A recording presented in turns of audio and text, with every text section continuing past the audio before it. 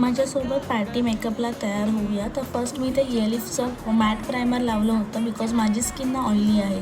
त्यानंतर मला जास्त हेवी बेस करायचा नव्हता म्हणून मी फक्त कन्सिलर वापरून घेतलेलं आहे एलिफचा आणि फॉरएवर 52चं 2 in 1 म्हणजे ड्राय आणि वेट कॉम्पॅक्ट पावडर आहे.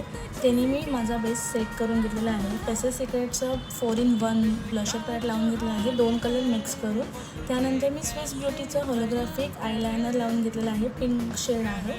आणि स्विस ब्युटीचं मी डार्क चॉकलेट हे लिप लायनर मी बॉर्डर करून घेतलेली आहे आणि मॅबलिनची लिपस्टिक लावून घेतलेली आहे. त्याच्यानंतर मी मॅबलिनचा स्काय हाय मस्कारा लावून घेतलेला आहे, फेवरेट आहे. त्याने मला व्हॉल्यूम पण मिळतो तुमच्या लॅशेसला.